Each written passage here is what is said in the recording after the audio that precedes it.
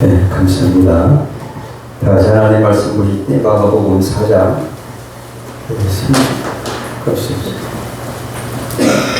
얘가 안 돼?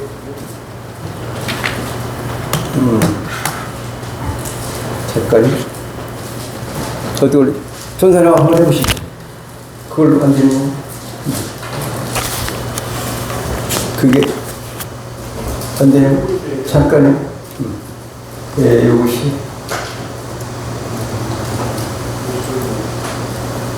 어땠어요? 다시 마가복음 4장 35절부터 41절까지 말씀을 저희 우리 한 절씩 기도하시겠습니다. 그날 저물 때에 제자들에게 이르시되 우리가 저편으로 건너가지 하시니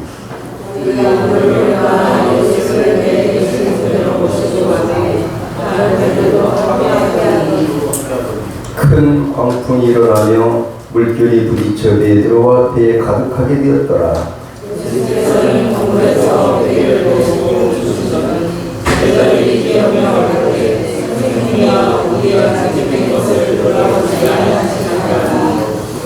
예수께서 깨어 바람을 꾸짖으시며 바다더러 이르시되 잠잠하라 고요하라 하시니 바람이 그치고 아주 잔잔하여지더라.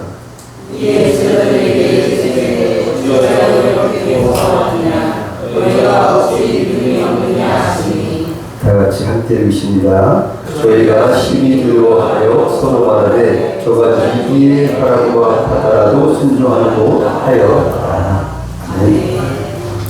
네, 오늘 본문은 저 여러분들이 많이 익숙하게 들으셨던 거예요.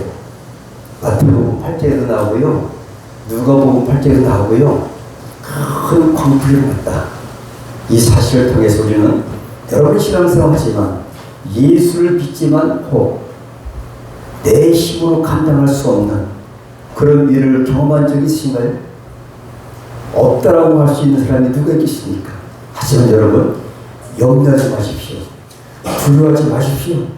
아까 찬양 올려드린 것처럼 주님이 우리 인생의 모든 항해의 선장으로서 사공으로서 함께 하시고 전능하신 분이 우리 인도하실 것입니다.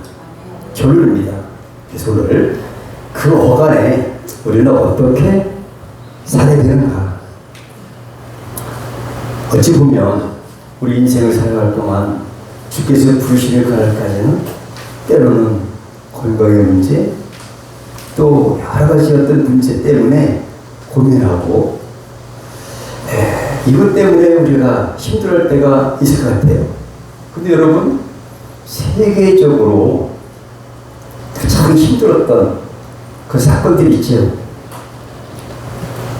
바로 코로나19라는 것이요.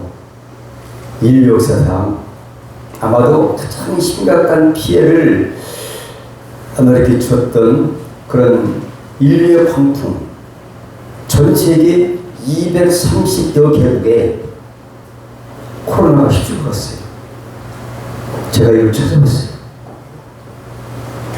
눈에 보이지 않는 그런 바이러스 코로나도 정말 첨단 과학으로 우리가 우쭐대고 있는 이 시대에, 현대에 그 작은 그것 때문에 이런 광풍을 맞았다.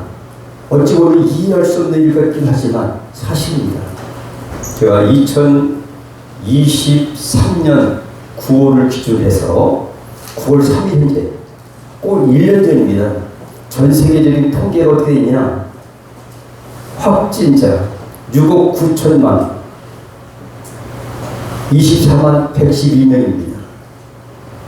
거의 7억 명이 우리 지구촌에 코로나 때문에 확진돼서 고난을 겪었죠.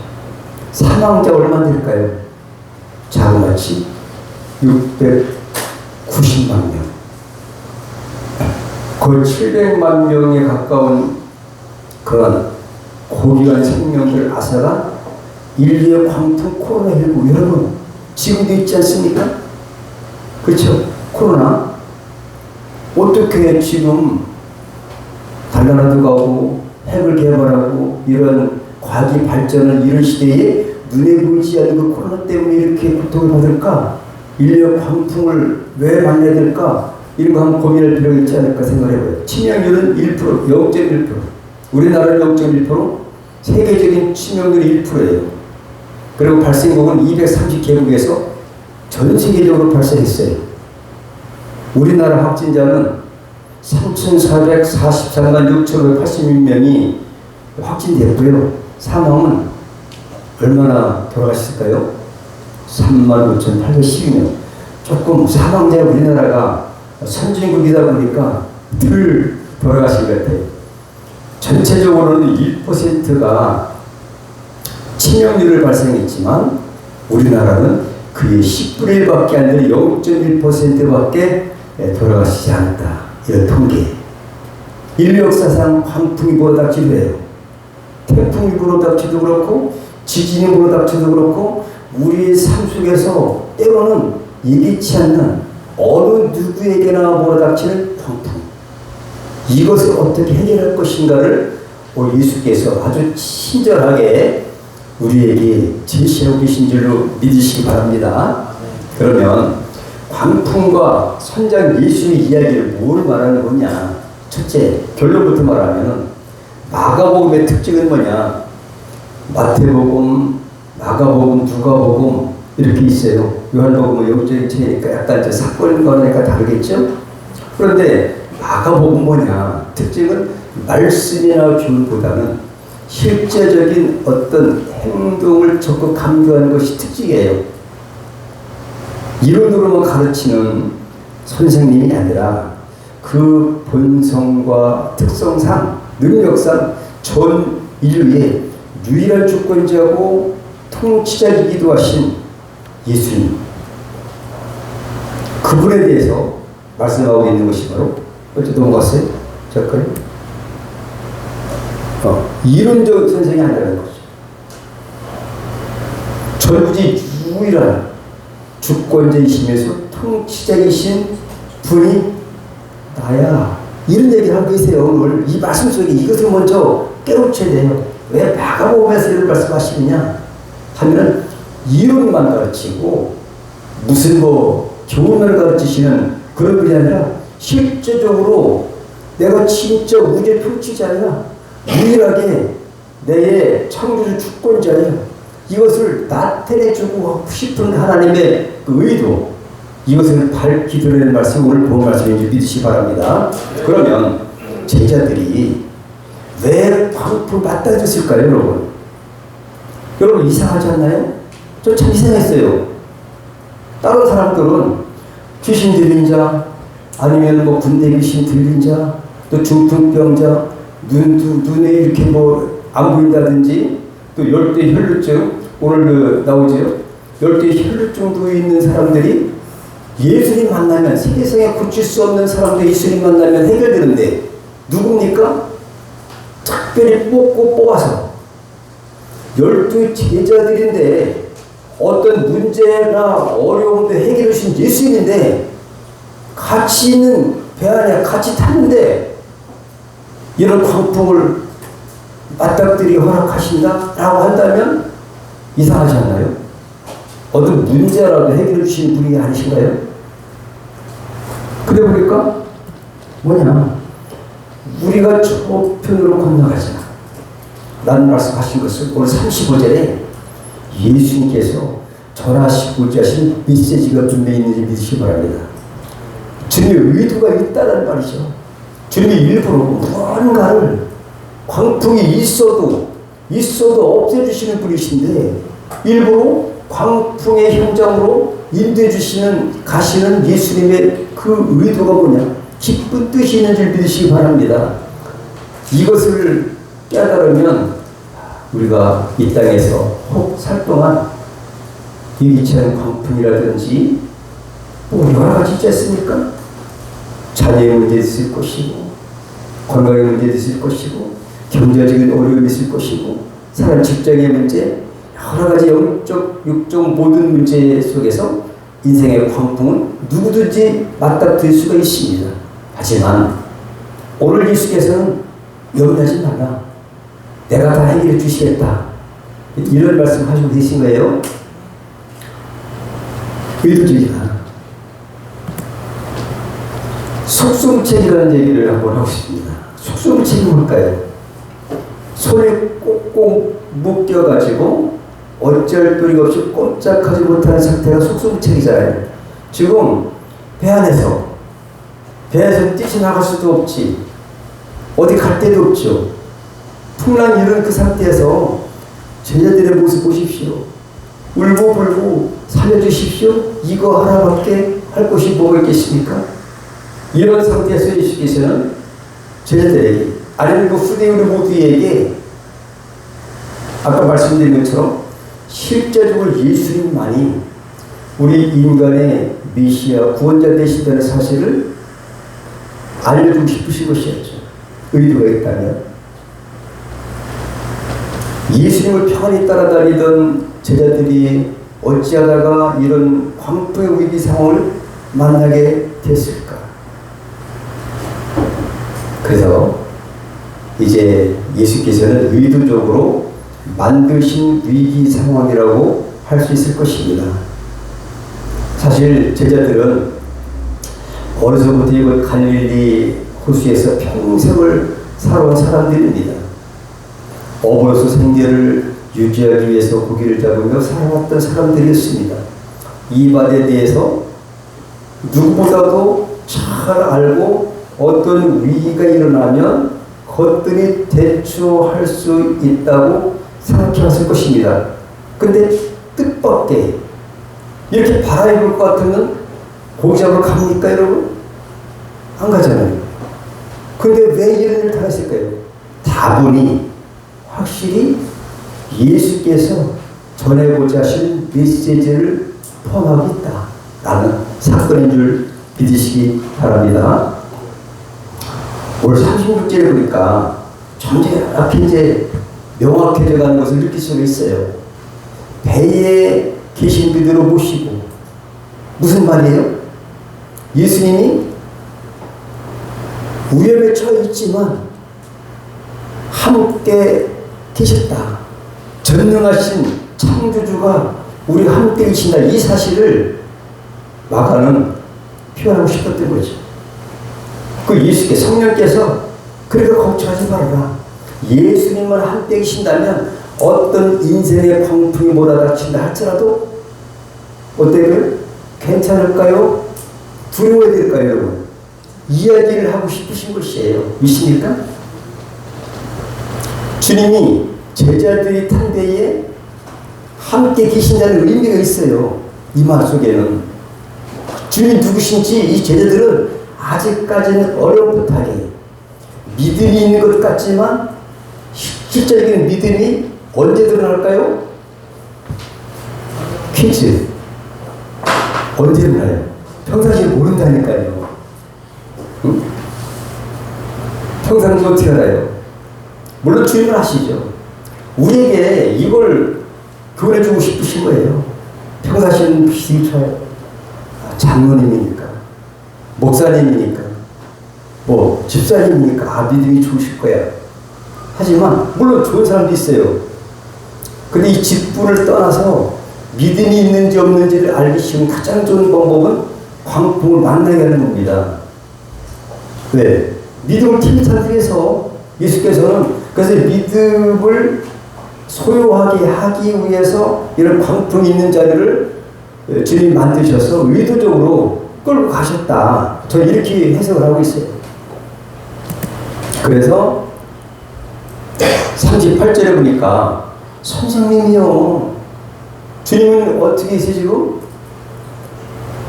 코를 보시는지 모르지만 고물에 벽에를 계시고 깊이 주무시고 계세요. 지금 배 상태 어때요?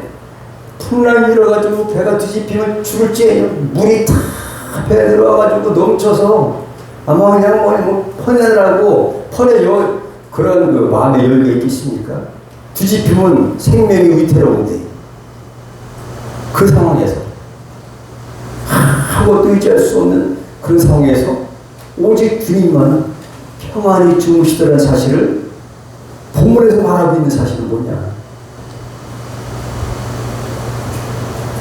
제자들이 주무시는 예수님을 깨우고 이렇게 말씀해요. 선생님이요, 우리 죽게 된 것을 돌아보지 아니하시나이까?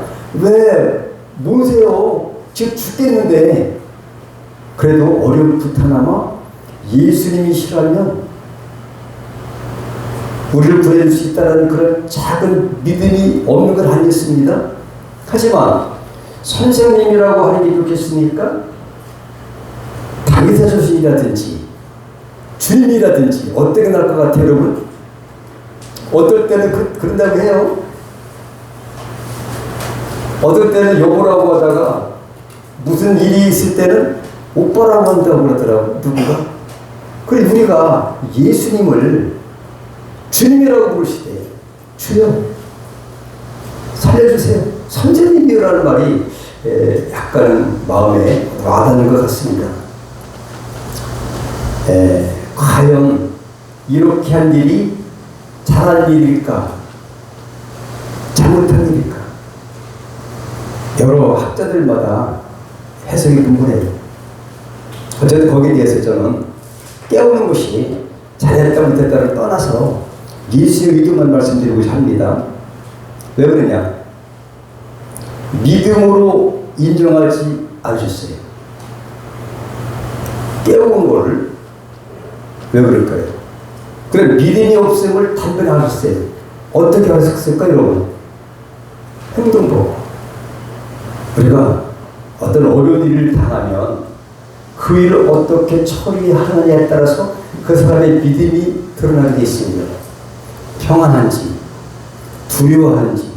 오늘 본문에 보니까 무서워했다고 했어요. 무서워했다는 사실은 믿음이 있는 거겠습니까? 없는 거겠습니까? 그리고 예수께서 왜 믿음이 없느냐 라고 하신 것으로 봐서 그 깨웠다는 자체가 이제 뭐 중요한 것보다는 무서워하고 두려워하고 그런 상태 자체로 예수께서는 단번에 저 제자들의 믿음의 상태가 어떤지를 알아보셨어요. 그죠? 그 다음에 예수를 깨우는 그것을 믿음으로 인정하지 않았어요. 믿음이 아닙니다. 그게 믿음이라면, 야, 내가 나를 잘 깨웠도다. 나를 안 깨워서 니들 죽었지 않아. 아는 게 절대. 그거 소관하지 마십시오. 책망하셨어요. 깨웠지 않습니까? 근데 이것을 믿음으로 인정하지 않은 거예요. 근데 믿음으로 인정하지 않았기 때문에 왜 무서워하느냐, 어째 믿음이 없느냐 하셨는데, 우리가 예를 들어서 무슨 문제 있을 때 주님 깨웠다. 이거는 약간 문제가 있습니다. 제가 이것 때문에 얘기하는 거 아닌데, 이거는 주님이 믿음으로 인정했을까요? 믿음으로 인정하지 않았을까요? 절대 안 하셨어요. 믿음이 아닌 겁니다. 깨운다는 건. 그렇죠? 평안해야 될 줄 믿으시 바랍니다. 그렇다면 예수님께서 39절에 보니까 바람을 꾸짖으셨다. 예수님은 자신이 우주 만물을 통치하시는 주권자의심을 보여주기 위한 사건입니다. 바람을 꾸짖으시며 바다도로 이르시되 잠잠하라. 세상에 이런 사람이 있습니까? 잠잠하라. 오직 주님만이 할 수 있는 말씀입니다. 오직 주님만이 말씀하실 수가 있는 권세가 있는 분이시고 능력 있는 분이시고 우주 만물의 창조자시고 통치할 수 있는 주권자이신 것을 그때 보여주신 거예요. 봐봐라, 내가 주권자야. 니들을 잘 몰랐잖아. 니들이 그 믿음은 그 풍랑이 일어도 내가 있는 한 두려워하고 무서워하고 이 자체는 믿음을 인정하지 못해. 현재까지 제자들이 어떤 사람이었습니까? 죽은 자도 살렸고 여러 가지 중풍병자라도 세상에 감당하지 못할 여러 가지 일들을 치료하는 그 현장에 오직 예수님만이 할 수 있는 그 사건의 현장에서 목격했던 제자들이었지만 막상 광풍을 만났더니 그 믿음의 현주소가 드러났다 이 말입니다. 여러분 어떻습니까? 우리는 이렇게 때로는 광풍도 만날 때 우리 연단받아서 견고해지고 또 믿음이 성숙해지는 줄로 믿으시기 바랍니다. 이 광풍 자체가 고난이 유익이라고 하신 말씀처럼 우리 유익이에요. 10편 119편 71편에 보니까 고난을 당하는 자가 유익하다고 말씀하고 있습니다. 그때 우리는 여러분 염려하지 마십시오. 그러면서 예수님이 아까 말씀드린 것처럼 제자들을 책망하신 사건이 나오죠. 책망이 없었더라면 정말 믿음을 인정받아서 우리도 괜찮네, 이 정도 됐으니까 뭐 이 정도는 무수한 성적으로 졸업할 수 있는 거죠. 그런 상태겠지만은 예수께서는 어찌하여 무수하느냐, 너의 믿음이 왜 없냐 이거예요. 그만큼 다 따라다니고 그만큼 말씀을 들었고 그 현장에서 목격했던 너희들 아니냐. 그런데 이 광풍 앞에서는 내가 어떤 자인지를 치유하는 정도까지 믿었겠죠. 예수님을 중독병에도 고치시고 또 앞을 보지 못하는 그러한 그 맹인들도 고치고 그러한 세상이 감당할 수 없는, 세상을 못 고치는 이런 사람들 고치는 이 정도만 하는 분을 알았다면 오늘은 우주 만물을 통치하시고 만물을 주관하시고 또 이런 분이신 것을 대자연계를 통해서 드러내신 거예요. 우리도 이런 주님을 믿고 있는 줄 믿습니다. 만약 제자들이 예수님이 어떤 분인지를 확실히 깨닫고 자신들의 운명을 온전히 바꿀 수 있는 믿음이 있었더라면 좀 더 유연하게 무서워하지 않고 절대 두려워하지 않고 봐라, 보라 봐라, 우리 주님이 계시니까 걱정 없어, 이렇게 하지 않겠어요? 아마 찬양을 부르고 그죠? 여러분 같은 그런 쓸지도 같아요. 믿습니까? 네, 웃는 사람들은 제 믿음이 좋은 것 같아요. 안 웃는 분들도 아마 그럴 것 같아요. 이전에 계신 분들은 그럴 것 같아요. 그죠? 이거는 옛날 일이에요. 2000년 전의 일인데 주님이 계신다면 뭐 걱정할 게 뭐가 있느냐. 하지만 우리가 말은 할 수 있지만 나 혼자 있을 때, 어려움이 닥칠 때 그때는 좀 상황이 좀 달라질 수도 있어요. 혹시 그런 사람이 있으면 솔직히 발가락 좀 끈질게 해봐요. 있어요? 어쨌든 저도 장담할 수 없는 거지만 주님은 책망하셨다. 책망 이유, 아직도 제자들의 신앙이 예수님께서 기대하셨던 것만큼 성숙되지 않기 때문이었죠. 예수님은 그간 각종 이적과 가르침을 통해서 하나님의 능력을 지닌 신적 존재임을 여러 번 계시해 주셨어요.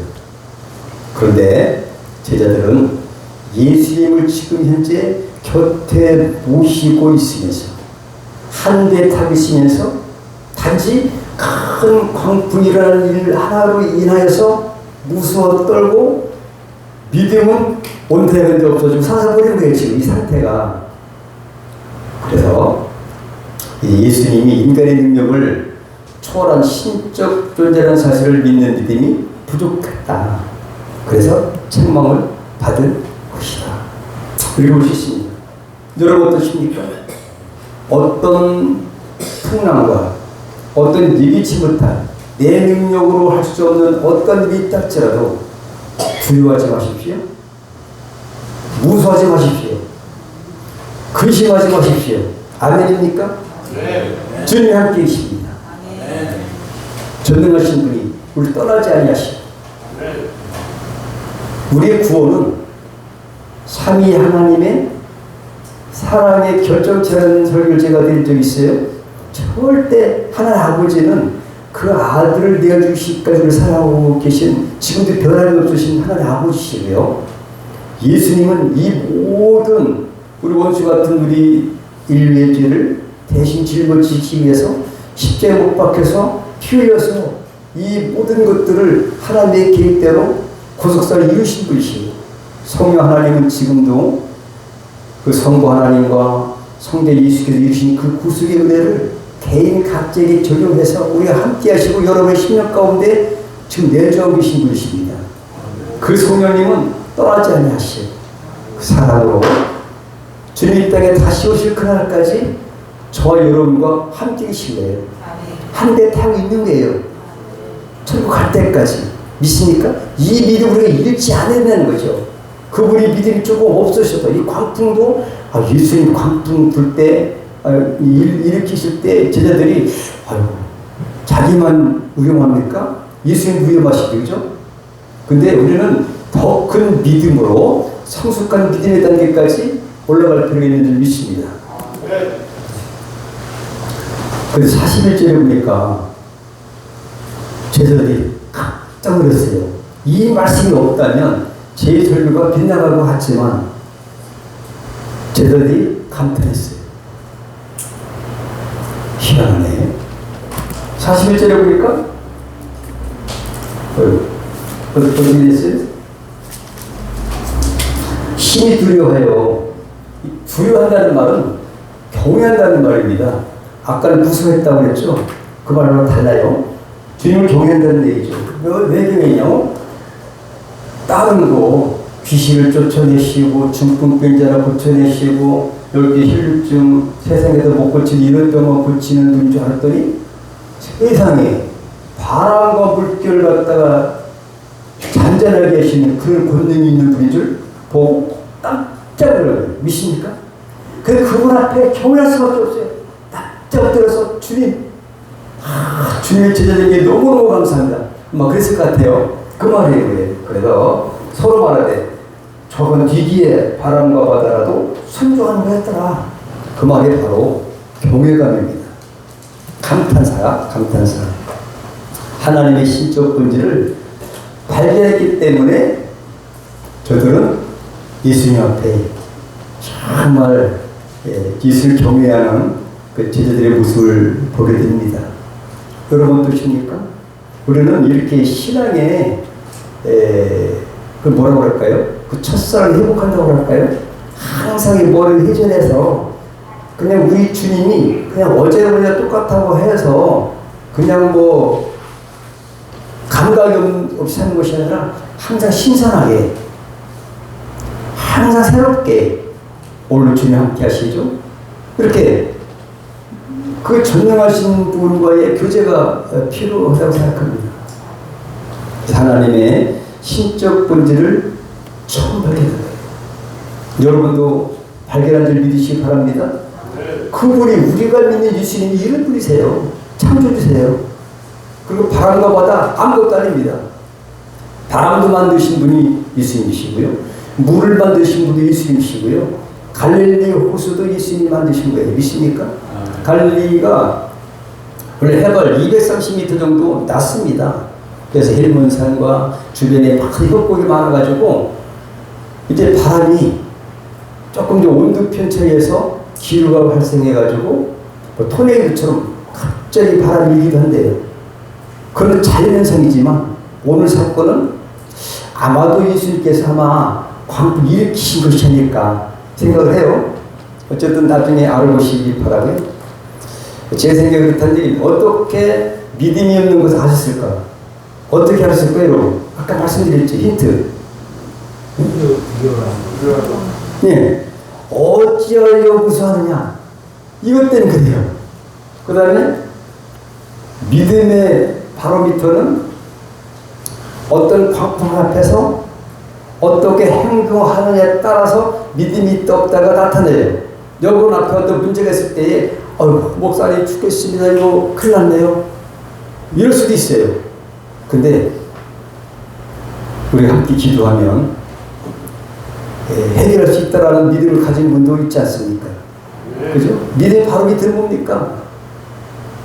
바로 두려움은 믿음이 없다는 것을 나타내준다 이거죠. 본문에서 이렇게 증언하고 있습니다. 무서워하니까 믿음이 없다는 것을 바로 증거가 됐다. 많은 제자들에게 예수님을 향한 믿음이 확실했더라면 광풍 속에서도 두려워하지 않았을 것이다. 그래서 선장되신 예수님께 생명과 인생을 온전히 맡기고 안심했어야 됐다는 말입니다. 우리도 주님이 생명 되신, 질 되신, 진리 되신 전능하신 분이 우리의 신랑 되시고 우리의 연합돼서 우리의 머리가 되시고 우리 주인이 되신 분, 우리에서 죽으신 분, 또 죽었다가 살만에 부활하신 분, 지금도 하늘 우편에 앉아 계신 분이 우리 주님이시다. 그 주님이 마태복음 28장 20절에 보니까 내가 세상 끝날까지 너와 항상 함께 있으리라. 마지막에 약속하셨어요. 그 약속 때문에 우리는 안일할 수 있어야 된다 이런 얘기입니다. 우리가 예수를 믿지만 광풍이 없는 사람은 없지만 광풍이 있다 할지라도 그 전능하신 주님이 바람과 바다를 꾸짖어서 잠잠케 하시는 그 주님이 나의 주님이다 라는 사실을 인식하는 것이다. 이것이 오늘의 우리 주신 주님의 메시지라는 얘기죠. 아멘. 믿음의 바로미터가 바로 어떤 큰 광풍이 있을 때 어떻게 행동하느냐에 따라서 어떻게 말하느냐에 따라서 그 사람의 믿음이 드러나는 것이다 라는 것을 오늘 말씀 속에서 깨달을 수 있고요. 광풍이 주는 주님의 메시지 여러 말씀드렸어요. 믿음을 주로 이렇게 보세요. 주님의 최고 관심은 단 한 가지입니다. 창세기부터 요한계시록까지 흐르는 최고의 이신득이라는 이신칭이 하나님 편에서 이신칭이고 오직 믿음으로 구원하는 거죠. 아브라함에게 창세기 19장 5절 6절에 보니까 그를 이끌고 밖으로 나가 가라사대 하늘을 우러러 무뼈를 셀 수 있냐고라. 이제 무뼈 사건이죠. 또 그에게 이르시되 네 자손이 이와 같으리라 했거든요. 당시 이삭이 없었습니다. 아들이 없었어요. 하지만 아브라함이 어떻게 대답했냐. 아브라함이 믿으니 여호와께서 이를 그의 의로 여기셨다. 그 아브라함의 아들을 속에서 오실 메시아가 탄생할 것을 믿었다는 거예요. 오직 믿음을 통해서 그 당시 믿음이 없었어요. 오직 믿음이 없었으면 노아 홍수로 전 인류가 멸절당했겠습니까? 그 4대 사건 중에서 창세기 그런 사건이에요. 근데 아브라함을 통해서 선택하셔서 이스라엘 백성들이 나라가 생겼고 그를 통해서 하나님의 구속사를 샘플로 이끌어 가시는 분이시죠. 네. 마가복음 5장에 보면 해당경 야이로의 딸이 죽었어요. 근데 마가복음 5장 36절 이렇게 돼 있어요. 예수께서 그 하는 말을 곁에서 들으시고 이제 해당장 야이로의 딸이 죽을 것 같다 하다가 이제 혈루증 여인 때문에 고치고 있다가 나중에 사람들이 그 사이에 해당장 딸이 죽어버렸어요. 그 시대 얘기한 거예요. 그때 예수께서 뭐라 하면 그 하는 말을 들었어요. 아, 이미 약간 안 죽었는데 금방 죽었습니다. 약간 늦게 지체하는 바람에. 근데 들으신 해당자에 이르시되 두려워 말고 뭐만 하면 되겠어요? 다 같이 믿기만 하라. 두려워하는 것이 아니라 주님이 생명을 살리시는 그런 분이 좀 믿기만 하는 거죠. 이렇게 말씀했고요. 또 누가복음 18장 8절에 보니까 과거 재판정에 비유해서 내가 너에게 이르노니 속히 그 원한을 풀어주리라. 그러나 인자가 올 때에 세상에서 믿음을 보겠느냐 말씀하셨어요. 이 말세에 주님 오실 때가 가까워가고 있는데 믿음이 말세가 되는 때가 가까울수록 믿음이 점점점 식어진다는 거죠.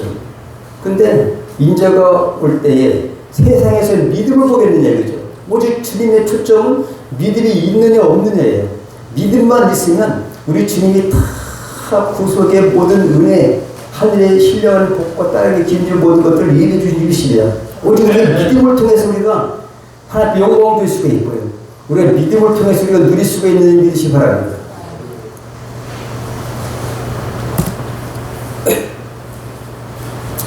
전능하신 주님을 믿고 의지하시기 바랍니다.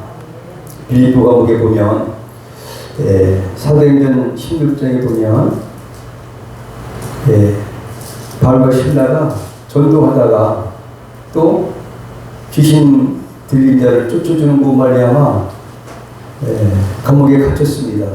많은 사람들이 갇혀서 이제 손발을 잡게 묶이고 있었는데 바울과 실라가 기도하고 찬미했어요. 근데 갑자기 지진이 일어나고 옥토가 움직이더니 그 감옥에 있는 모든 죄수들의 차있던 첩고가 풀어졌었어요. 옥문이 활짝 열려졌어요. 근데 그 감옥을 지키는 그 간수가 이를 보고 다 도망갔다. 자기 도망가면 자기가 죽는 거기 때문에 바울이 그러세요. 다 안심하라. 하나도 안 도망가고 여기 있으니까 절대 청결하지 말라. 그러면 선생이요, 내가 어찌하여 구원을 얻을 수가 있을까요? 물어봤습니다. 그때 사도가 이렇게 말했어요. 주 예수를 어떻게 하라고요? 믿어야 되는 거예요. 주 예수를 믿으라. 그리하면 너와 네 집이 구원하리라. 예수를 믿어야만 구원 받는다. 이것 때문에 바울이 생명 바쳐서 이방인의 구속 위해서 전도여행을 떠난 거 아니겠습니까? 네.